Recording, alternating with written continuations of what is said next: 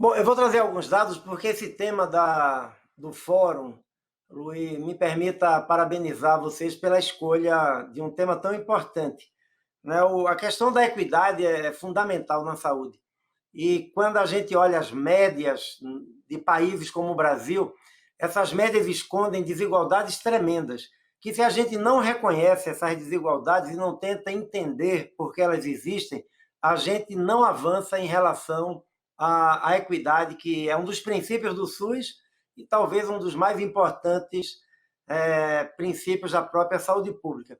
Aqui nós temos um pouco câncer no mundo, né? Isso é uma incidência nos vários países, claro, países que têm populações mais idosas, né, que já fizeram a transição demográfica, como Estados Unidos, Canadá, aqui nas Américas e como toda a Europa Ocidental tem taxas maiores, né, assim como a Austrália, Uruguai, aqui na América Latina, que também é um país que já fez uma transição demográfica antes de outros países, também tem uma incidência maior. Aqui a gente tem são nas Américas. Né? Só para chamar a atenção, os dois países com maior incidência, ou seja, maior número de casos por 100 mil habitantes das Américas são Estados Unidos e Canadá. Isso é bom ou é ruim? É bom. Né? É sinal de que eles detectam os cânceres. Quando a gente olha a faixa vermelha, que é a mortalidade, os dois, porque detectam muito e têm muito acesso tem acesso a serviços de saúde, a tratamentos, eles têm taxas menores de mortalidade, apesar de terem populações mais idosas. Né? Aqui a gente tem no Brasil o que acontece, os 10 tipos de câncer mais incidentes no Brasil, né? Para os homens são os cânceres de próstata, né? Que respondem aí por quase 30%, né? Em segundo lugar, cólon e reto. Em terceiro vem o câncer de traqueia, brônquio e pulmão. Os dois primeiros são cânceres hoje em dia muito preveníveis, né, por medidas de diagnóstico precoce, né, no caso do câncer de próstata, inclusive com exame sem precisar de tecnologia sofisticada, né, o toque prostático, né, entre outros, ajuda bastante a identificar e a reduzir essa incidência. Cólon e reto também hoje a gente já tem tanto tecnologias mais simplificadas de procurar sangue oculto nas fezes, também por colonoscopia, ou seja, tecnologias mais sofisticadas, uma possibilidade bastante de redução. Em relação ao câncer de traqueia, bronquio e pulmão, cigarro, né, o grande vilão aqui, a gente tem uma redução importante do tabagismo no Brasil, sustentada, há 30 anos que o Brasil vem diminuindo a prevalência de fumantes, mas ainda é importante chamar a atenção que entre os mais pobres e os mais com menos anos de educação, essa prevalência de tabagismo é bem maior do que entre as pessoas com mais recursos e mais acesso à educação. E nós ainda temos, digamos assim, um estoque, né, de muita gente que fumou bastante e depois parou de fumar, mas que ainda já tinha, melhor dizendo, um dano importante que se traduz nessa incidência alta dos cânceres de pulmão. Para as mulheres é o câncer de mama, né? Isso já foi no passado o câncer de colo de útero, né? Felizmente que a gente está reduzindo o número de câncer de colo de útero, embora que esse número de 16 mil casos estimados por ano, né, ainda é muito elevado, isso já poderia ser menos que 5 mil, né, já agora. O câncer de mama também pode ser prevenido por ações simples, né, o exame físico do médico, exames mais sofisticados, como mamografia, mas que podem estar disponíveis já hoje, porque eles têm uma importância muito grande, o cólon e reto eu já comentei. Câncer é uma doença das diferenças, né? Ela tem, quando a gente fala o câncer como uma doença só, mas a gente está falando de localizações anatômicas completamente diferentes, nós estamos falando de tipos de célula completamente diferentes, nós estamos falando de origens moleculares, genéticas e epigenéticas também distintas entre os diversos tipos de câncer. A história natural dos cânceres são completamente diferentes, alguns são muito agressivos, outros são cânceres, vamos dizer assim, que avançam muito lentamente, tem cânceres que têm mais propensão a fazerem formas graves, outros são menos agressivos, ou seja, tem histórias naturais muito diferentes e também a resposta aos tratamentos é muito diferente entre os vários tipos de câncer, né? Cânceres que respondem bem aos tratamentos hoje em dia disponíveis, em termos, inclusive, de cura, né, remissão. Outros não respondem ainda tão bem, mas se consegue, pelo menos em vários deles, né, uma melhor expectativa de vida, um grau de sobrevivência, né, cada vez maior com as novas drogas que estão sendo disponibilizadas. Mas também a doença das diferenças sociais, né? Os fatores de risco, por exemplo, em termos de incidência, são completamente diferentes, né? Eu fiz referência aqui ao tabaco. A última pesquisa do Ministério da Saúde, que faz um inquérito telefônico para verificar vários fatores de risco, inclusive tabagismo. O tabagismo entre as pessoas com mais de 8 anos de educação era em torno já de 10%, ou seja, 1 em cada 10 somente fumava. Entre as pessoas com menos de 4 anos de educação, isso chegava a 18%, ou seja, quase 2 em cada 10 adultos fumavam, né? O que dá uma dimensão da diferença que tem os fatores de risco para os cânceres. Também há uma diferença muito grande de acesso às medidas de prevenção primária, né? Quando a gente olha ainda, e a gente vai ver isso um pouquinho na frente, diferenças de acesso ao Papa Nicolau, por exemplo, entre as mulheres é completamente diferente. Você é uma mulher pobre, né, da periferia de uma grande cidade ou de uma área rural, e de uma mulher que tem mais acesso aos serviços de saúde, por exemplo, né? Na mortalidade também há diferenças muito importantes, porque as pessoas têm acesso diferente ao rastreamento e às medidas de detecção precoce, como eu estava falando, e também de acesso ao tratamento. E a própria sobrevida, também como é muito relacionada com o acesso e a qualidade do tratamento, ela é completamente diferente entre as classes sociais formadas por pessoas que vivem em condições sociais mais precárias, na pobreza, com mais dificuldade de acesso. Aqui nós temos como uma aproximação, né, dessa desigualdade social, tomando por escolaridade e raça e cor, né, a gente vê a percentagem de casos diagnosticados em estágio avançado, né, ou seja, casos que não foram detectados em tempo adequado, de maneira precoce, em estágios iniciais. Quando a gente olha, compara, né, quem não tem nenhuma escolaridade, né, nós temos uma percentagem muito mais alta, né, está em torno, a maioria de quase 50%. Quando a gente compara quem tem o superior completo, a gente tem já menos de 40% como média, né, o que dá um pouco uma ideia para a gente de como você ter uma situação de menos acesso, né, de mais pobre, com menos educação, com menos acesso, porque geralmente isso tudo caminha junto infelizmente, as pessoas têm mais dificuldade. Aqui nós temos a mortalidade por câncer segundo o estado, né, de residência, né, isso era o perfil entre 80 e 84, né, muito concentrado aqui nos estados da região sul, né, em São Paulo, que já tinham, vamos dizer assim, mais uma transição epidemiológica, né, demográfica já caminhando, né, já uma população mais envelhecida. Quando a gente olha para os últimos anos da década passada, a gente já tem, inclusive, né, todos os estados, principalmente região sudeste, região centro-oeste, aumentam, né, as taxas, e também na região norte a gente começa a ter, por outras causas, talvez pela até dificuldade de acesso, né, mas um aumento da mortalidade. Aqui a gente tem o câncer de colo uterino, que eu trago como exemplo, porque é um câncer muito prevenível, né, com medidas que a gente tem, tanto medidas de vacinação, medidas do screening, né, da detecção precoce, lesões pré-cancerígenas e cancerígenas. Quando a gente olha a mortalidade por câncer de colo, desse câncer, o câncer de colo de útero, no Brasil, a gente teve, entre 1980 e 2019, ou seja, em 2 décadas, um aumento de 0,22, né, pontos percentuais.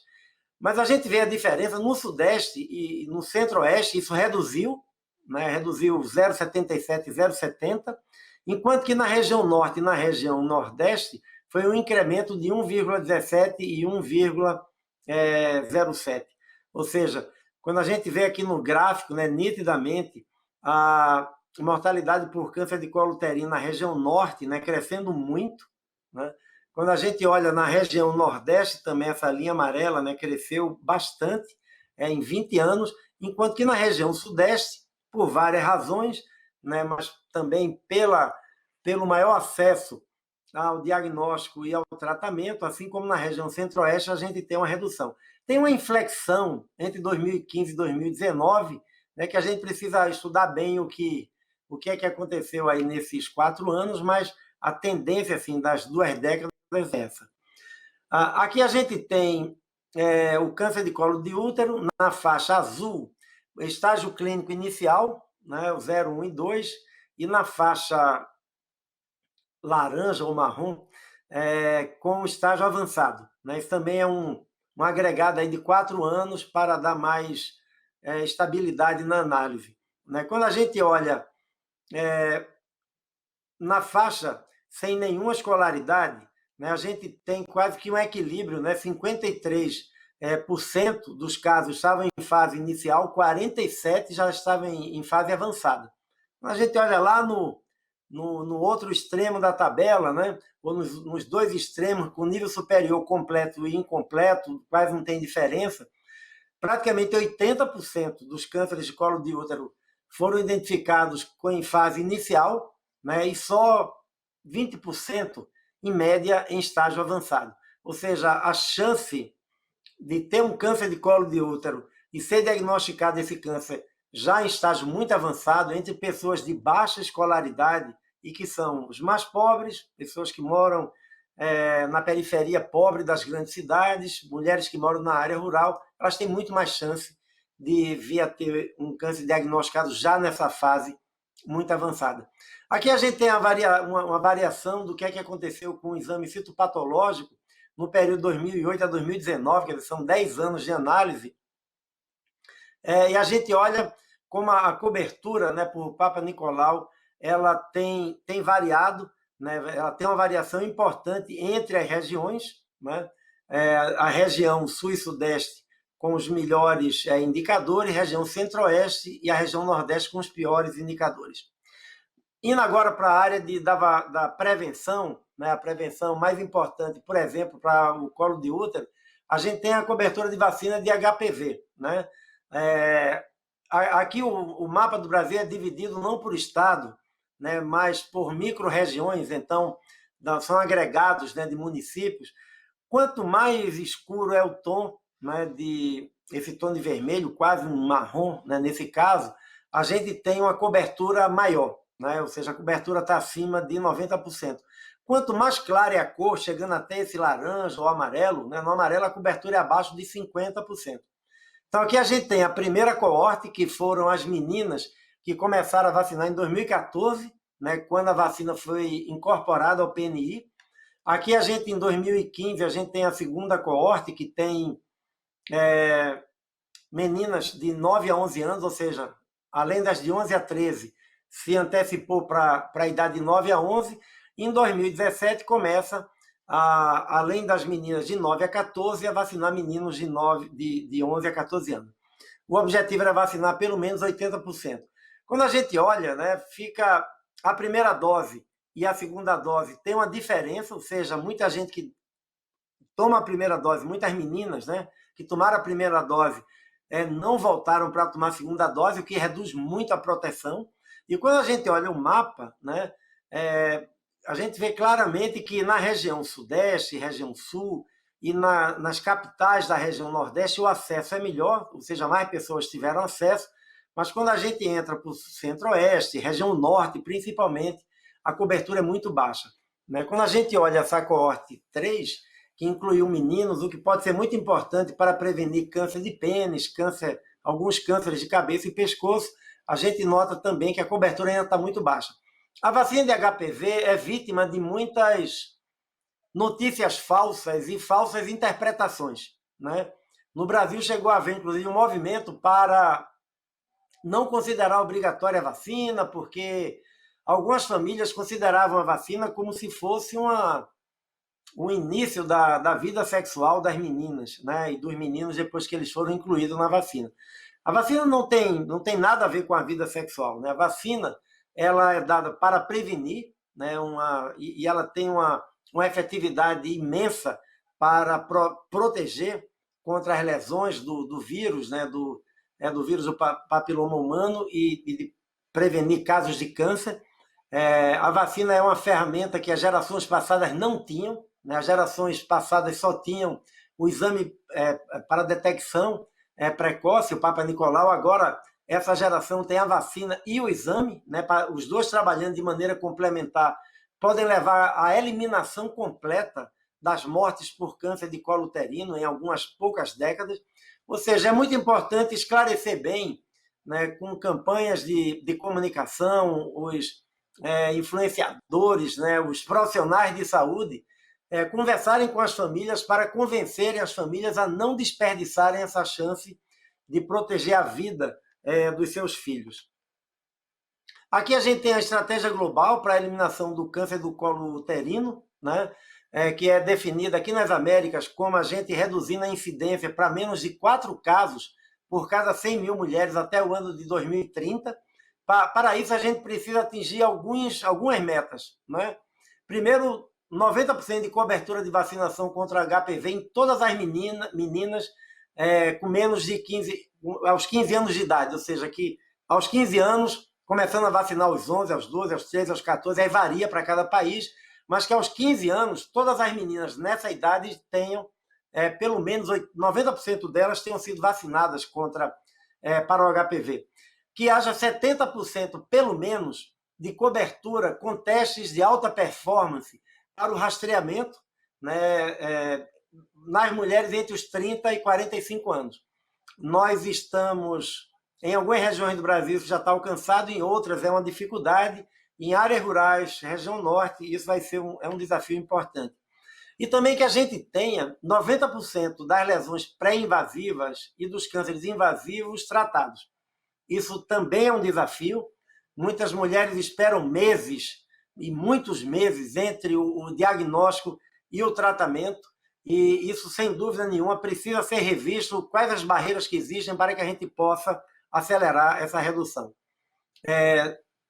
Com o objetivo de reduzir, né, alcançar essas metas, melhor dizendo, a gente tem trabalhado, né, organizando as ações, né, e a governança dos programas de prevenção e controle do câncer de colo uterino, sistema de informação para registrar bem o que está sendo feito, quem ficou para trás, o que é que precisa ser feito, e registros de câncer, porque se a gente não tem informação, a gente não consegue tomar decisões adequadas, de identificar os gargalos, o que é que precisa melhorar.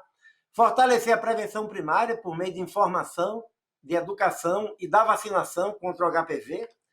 Melhorar o rastreamento do câncer do colo uterino e o tratamento das lesões pré-malignas usando estratégias inovadoras, né? Nós já temos estratégias que permitem o tratamento realizado de maneira mais rápida, né? Sem necessidade de se esperar todo o tempo que se esperava anteriormente. Então, é muito importante fazer com que essas novas estratégias possam alcançar principalmente aquelas áreas com mais dificuldade de acesso, que as mulheres esperam meses ou até anos para ter suas lesões tratadas.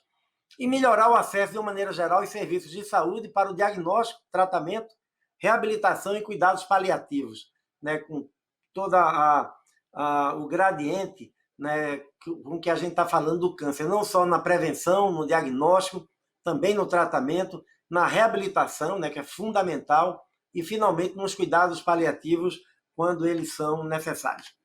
Para terminar, eu queria dizer, então, que a incidência e a mortalidade dos cânceres não ocorrem ao acaso, né? Elas refletem muito a situação social, econômica e de acesso das pessoas, acesso aos serviços de saúde, acesso à educação, acesso a informações. Então, é muito importante levar em conta essa desigualdade e ter políticas públicas capazes de responder a essas dificuldades. A maneira de tornar essas políticas mais eficientes é se a gente consegue identificar as barreiras, né, e os grupos mais vulneráveis. Por que é que algumas mulheres não estão fazendo a prevenção do câncer de colo de útero, a prevenção do câncer de mama. É falta de acesso ao serviço, é a estratégia que não é adequada. A mulher da área rural tem que gastar 10% de um salário mínimo, perder um dia para ir até um serviço, voltar, ir de novo pegar o resultado, voltar, ir de novo fazer o tratamento, voltar. Será que a gente não poderia adotar outros esquemas como unidades móveis, né, que já existem, inclusive, boas experiências no Brasil? Por exemplo, tem um problema cultural de mulheres que podem, por razões religiosas ou culturais, não quererem ir até o médico fazer o exame. É preciso levar isso em conta, trabalhar com a comunidade e ouvir, escutar, buscar identificar quais são as barreiras para que elas possam ser superadas. Implementar estratégias adequadas a cada lugar, né? Muito provavelmente, quando a gente analisa bem uma situação, a gente vai ver que lá no estado do Amazonas, né, precisa uma resposta, talvez uma expansão daqueles sistemas de barcos, né, com mamógrafos, por exemplo, e com Papa Nicolau, para levar até as populações ribeirinhas, enquanto que no interior de Minas Gerais ou de São Paulo a resposta é outra, na periferia de Salvador ou de Recife é de outra natureza. Ou seja, implementar estratégias que sejam adequadas à realidade de cada local.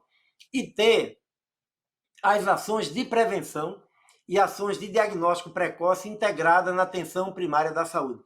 O Brasil tem construído um programa de saúde da família já desde lá o começo dos anos 90. Esse programa hoje se encontra disseminado, né, coordenado pelos municípios, e eu creio que se nós pensamos que uma equipe de saúde da família ela tem que tomar conta, né, dos cuidados de saúde de uma população, da prevenção, da promoção à saúde, e ser o primeiro nível de acesso ao sistema, tantas ações de comunicação, de informação, as ações de verificar que mulheres estão na faixa etária e não fizeram ainda o preventivo de colo de útero, não fizeram a mamografia, quem tem queixas ou quem está na idade que poderia estar fazendo uma pesquisa de sangue oculto nas fezes para identificar precocemente câncer de colo, quais são as meninas e meninos que deixaram de se vacinar contra o HPV, ou seja, funcionar como um elemento de contato do sistema com a comunidade e, ao mesmo tempo, como a porta de entrada principal por onde essa comunidade acessa o sistema de saúde. Muito obrigado pela atenção. Eram essas mensagens que eu gostaria de compartilhar com vocês para depois a gente fazer o debate. Muito obrigada, doutor Jarbas. Quero agradecer muito por compartilhar com a gente esses dados tão importantes e trazer para contextualizar a importância dessa mesa, para a gente mostrar realmente. Gostei muito dessa sua frase, né? Câncer, uma doença das diferenças. Muito, muito importante. Eu vou aproveitar que a gente está se organizando aqui enquanto a Patrícia não chega. Eu queria chamar, então, doutor Jarbas, como debatedores, o Dr. Luiz Fernando Correia. Oi, Luiz. Lembrando que o Luiz é médico clínico geral e apresentador do programa Saúde em Foco da CBN. Está aqui com a gente também a Natália Cuminali. A Natália é jornalista especializada em saúde, diretora de conteúdo do Futuro da Saúde. Bem-vindos, Luiz e Natália. Rafael, quer começar o debate para o Dr. Jarbas? Vamos lá. Dr. Jarbas, muito obrigado pela aula muito elucidativa. O senhor falou uma coisa que me chamou muito a atenção, da potencial ajuda que influenciadores digitais poderiam dar em mobilizar a população a aderir à vacinação para o HPV, uma vez que essa vacinação está permeada aí por um monte de preconceitos arraigados na nossa sociedade um pouco conservadora. A OPAS tem condição de fazer isso a nível das Américas? Será que não seria uma boa ideia a própria OPAS fazer isso? Porque isso tem sido uma coisa que a gente tem advogado no Instituto Oncoguia e nunca saiu do papel, vamos dizer assim. E talvez governos deveriam se preocupar com isso, mas a OPAS talvez seria a melhor instância para se preocupar com isso e contatar essas influenciadoras digitais, uma vez que todo adolescente virtualmente hoje tem acesso a essas influenciadoras. Sem dúvida, eu creio que é um excelente mecanismo que nós temos que explorar mais para ter acesso à população. nós temos já uma boa experiência com trabalho com influenciadores digitais na região para o tema de vacina, né? De vacinação, de vacinas, o que a gente chama a dúvida em vacinar, né? A hesitação em vacinar. Tivemos uma boa experiência, porque eu creio que isso complementa as chamadas campanhas oficiais. Muitas vezes as famílias, as comunidades, as pessoas, elas veem a propaganda oficial, digamos assim, do governo, mas têm dúvidas sobre aquilo. Será que a vacina de HPV não tem nenhum problema? Então, é muito importante se atuar com todos os canais possíveis, com os profissionais de saúde, porque muitas vezes essa família vai perguntar para o médico ou para a enfermeira no posto de saúde o que é que ele acha ou ela acha, mas também esses jovens que têm milhares, alguns milhões, né, de ouvintes. Alguns deles, no Brasil, nós não tivemos uma relação direta, mas em vários países da América Latina, Colômbia, tivemos uma excelente experiência, no México também, com influenciadores digitais e utilização de mídias sociais. Eu acredito que isso tem que fazer parte de estratégia de comunicação. A velha estratégia de comunicação só dos Ministérios da Saúde, com os cartazes nos postos de saúde, eu acho que isso tem um papel ainda, mas cada vez mais limitado. É muito importante utilizar as novas mídias, as novas maneiras como as pessoas adquirem conhecimento, trabalhar com esses influenciadores para referenciar para eles fontes confiáveis, né? Porque, infelizmente, muita gente não tem acesso a veículo de informação, né? Tem pacotes limitados de celular que só tem acesso a Facebook e a WhatsApp. Então, essas pessoas, muitas vezes, o único meio de informação que elas têm são as mídias sociais. E, por meio de influenciadores que têm canais importantes nessas mídias, eu creio que se pode, sim, fazer um trabalho muito importante na OPAS. Vou tomar essa sugestão de, aprendendo com as lições positivas que tivemos em imunizações, ver como expandir para outras áreas. Então, bem-vinda, querida. Eu sei que você está aí, né, nos atendendo no intervalo de reuniões. Então, por favor, a gente está aqui ansioso para te ouvir. Obrigada pelo convite, Luciana, que é uma querida amiga, admiro muito o seu trabalho, agradeço ao Jarbas, diretor e presidente da nossa agência nacional, de vigilância sanitária, da Anvisa, fez um trabalho incrível, o Eduardo Lira, que eu sei que está passando por aqui também, e nós temos feito grandes projetos aqui em parceria com ele, na frente de empreendedorismo, de capacitação nas favelas. O Edu é sempre muito inspirador. Então, parabéns por juntar esse grupo aqui muito especial de parceiros, né, debatendo um tema tão importante que é essa luta aqui contra o câncer, por mais equidade, mais empatia e justiça. Adorei o tema do evento, acho que a gente precisa ter mais debates trazendo esses temas para a mesa, né? A gente tem que fazer uma gestão baseada em dados e evidências, mais técnica, só que ela só faz sentido se ela for mais humana.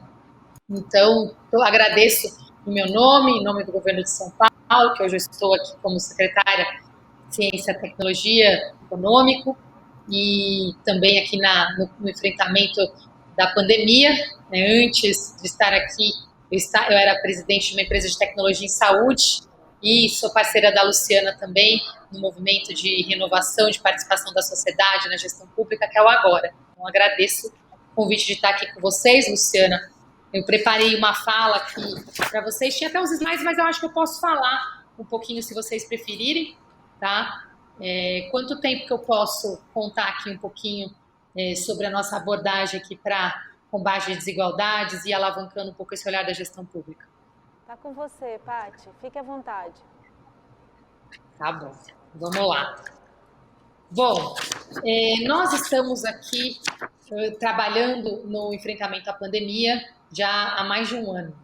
E o tema de combate à desigualdade, para mim, está na essência desse trabalho que nós precisamos realizar, não só na gestão pública, mas como sociedade como um todo. Nós precisamos unir a gestão pública, privada, social, para sairmos dessa pandemia com um legado positivo para a população. Eu estou segura que, se não fizermos nada, o legado pode ser muito ruim, né? Nós vimos que hoje o Brasil já era um país muito desigual e com a pandemia nós vimos aqui há 6 anos sendo vividos em 6 meses, que agora viraram 12 meses, onde nós aplicamos tecnologias numa velocidade sem precedentes. Há uma oportunidade na aplicação dessas tecnologias, mas um desafio também que, se elas não forem bem aplicadas com consciência, a gente pode exacerbar ainda mais essa realidade de desigualdades que nós enfrentamos no nosso país. O que nós fizemos no estado de São Paulo foi exatamente adotar uma abordagem de gestão baseada em dados e evidências, com transparência, então todos os indicadores são sempre compartilhados com a população. Nós criamos um programa que é o CIMI, o Sistema de Monitoramento Inteligente, que hoje está sob gestão da Fundação SEAD, da Central de Dados do Governo, que integra dados de diversas pastas e que são compartilhados em tempo real com a população. Essas bases, inclusive, são utilizadas por jornalistas, por pesquisadores, que podem estar fazendo uma análise constante, criando cenários, criticando as ações da gestão pública, e isso é muito importante nesse processo. Um outro pilar muito importante é o investimento em ciência e tecnologia. Hoje, no momento mais desafiador que nós já vivemos, nós vemos muitos países no mundo aumentando o investimento em ciência e tecnologia, e no Brasil nós estamos no movimento contrário. Hoje eu estou também como presidente do Conselho Nacional de Secretários Estaduais de Ciência e Tecnologia, e com esse chapéu, é com muita tristeza que eu acompanho a redução sistemática do orçamento de ciência e tecnologia federal. O orçamento hoje é 1/3 do orçamento que nós tínhamos em 2019. Então isso é muito grave, no momento que a gente mais precisa desse investimento, esse investimento está sendo reduzido. Isso mostra também, na prática, o desafio que é nós não termos hoje um portfólio de vacinas. Desde agosto do ano passado, nós iniciamos o processo aqui de planejamento de vacinas para o estado de São Paulo, na pasta de ciência. A gente lançou, inclusive, essa semana oficialmente, retomou o nosso Conselho de Ciência e Tecnologia Estadual, e uma das frentes principais desse conselho é a gestão do portfólio de vacinas. E é um portfólio que a gente tem a Coronavac, a Butanvac, e tem uma série de vacinas sendo estudadas no estado de São Paulo e no Brasil, e há investimento de São Paulo nesse processo. Então, São Paulo não só não reduziu o investimento em ciência e tecnologia, como nós aumentamos, O público aumenta porque o percentual do orçamento é uma cota parte ali fixa do ICMS, e nós, com a reforma administrativa, vamos ter uma economia de recursos que vai ser repassada para a ciência e tecnologia proporcionalmente. Além disso, nós criamos uma série de modelos de parcerias público-privadas. Então, hoje, só a FAPESP, que é a nossa Fundação de Amparo à Pesquisa, ela investe mais de R$1 bilhão por ano em pesquisa, na ciência, e mais de 50% desse valor é investido em projetos fora do estado de São Paulo. Nós vimos, inclusive, nos projetos do estado, a importância desse investimento. Hoje, quase 9 de cada 10 vacinas aplicadas no Brasil são vacinas do Butantan, que, inclusive, pouca gente sabe, mas a primeira etapa do processo foi um projeto de pesquisa financiado pela FAPESP, com mais de R$20 milhões de recursos. E depois, nesse processo, nós temos aqui financiamento público no Butantan, financiamento privado na nova fábrica, e tudo isso aconteceu numa velocidade recorde, agora com a Butanvac também, e temos outras vacinas. Hoje nós temos mais de 8 vacinas no portfólio do estado de São Paulo, só nesse tema vacina, para a gente entender um pouquinho da complexidade e da importância. A outra coisa, e a Luciana é craque nisso, é a importância do processo de distribuição pública de vacinas. E aí o nosso SUS está provando a sua importância nesse modelo. O SUS é um sistema universal, integrado, o Jarbas sabe muito bem o significado disso, e um dos princípios do SUS é a equanimidade. Então, voltando aqui ao tema que a gente está falando aqui, na verdade, a equidade, e esse tema aqui, que é tema do fórum, mostra a importância de termos isso no sistema público. As vacinas estão sendo distribuídas para a população em todos os estados, seguindo critérios populacionais, e indo para a população como um todo, sem filas especiais para a população através do sistema privado. Isso é muito importante para lidar com o nosso desafio aqui de desigualdade. A outra coisa é a velocidade com que nós pudemos ampliar o nosso sistema público para atendimento durante a pandemia. Só no estado de São Paulo, nós mais que dobramos a disponibilidade de leitos de UTI para atendimento da população. O nosso sistema do estado de São Paulo hoje equivale ao sistema do tamanho maior que a Espanha, por exemplo, que a Itália, a França, e isso mostra de novo a importância de se ter um sistema público estruturado para combate à desigualdade. Imaginem se a gente não tivesse um sistema público hoje para atender a população, para ter acesso não somente ao atendimento, mas a testes, ao monitoramento. Um outro ponto importante, eu falei do investimento em pesquisa, a gente conseguiu ter alguns saltos bastante inesperados. Um exemplo são os ventiladores pulmonares da USP, o Inspire. Eu não sei se vocês acompanharam em detalhes, mas foi um investimento na Escola Politécnica dentro da USP, com estudantes e professores. Se iniciou uma pesquisa com o Ambu, né, que é aquele ventilador manual, foi sendo digitalizado, se adicionaram várias camadas de tecnologia nele, e hoje ele é o ventilador pulmonar mais barato que nós temos no ecossistema brasileiro, e nós já conseguimos aqui entregar mais de 400 ventiladores, né, apoiando aqui estados de todo o Brasil nessa segunda onda da pandemia. Então, são exemplos concretos de formas que nós podemos atuar através do investimento em ciência, em tecnologia, em gestão pública e principalmente com essa regulação tão bonita que é o nosso Sistema Único de Saúde. Para finalizar aqui essa intervenção inicial, eu finalizo como eu comecei aqui. Em 2019, inclusive em novembro, eu publiquei um livro em parceria com o Cláudio Lottenberg, com o Sidney Klausner. A gente falava muito de oncologia, de como o Brasil é um país que envelheceu como a Suécia, mas continua morrendo como a África do Sul e matando como a Síria. E esse nosso contexto de desigualdades cria um peso para o sistema de saúde, que é um dos sistemas mais complexos que nós temos no mundo, porque ele congrega uma incidência de doenças crônicas, de doenças infecto-contagiosas, de causas externas, de morte, numa incidência muito alta das três. Se você vai para a Suécia, doenças crônicas têm uma incidência muito grande, mas você não tem muita incidência de causas externas. Se você vai para um país em guerra, você tem muita incidência de causas externas, mas você não tem muita incidência de doenças crônicas. E o nosso caso aqui, a gente juntou os três desafios ao mesmo tempo, e isso nos dá aqui um grande desafio e, de novo, olhando com o olhar aqui de oportunidade, uma chance de aplicarmos novas tecnologias de um jeito responsável. A base do livro é exatamente essa revolução digital na saúde, e nós falamos exatamente desse desafio da tripla carga de doenças. A gente tem 3 Brasis, são 3 sistemas de saúde, porque o sistema para lidar com doenças crônicas é um sistema mais voltado ao modelo secundário e terciário, com acompanhamento do paciente por um longo prazo.